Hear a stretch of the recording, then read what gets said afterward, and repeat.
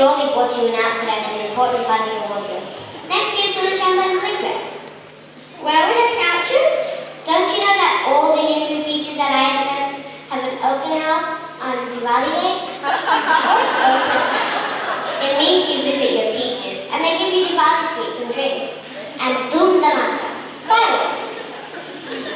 But that's just crashing someone's place, man. Without informing them, I've always been taught to call first before visiting anyone. Yeah. This is something you can only do on Diwali Day. It's customary.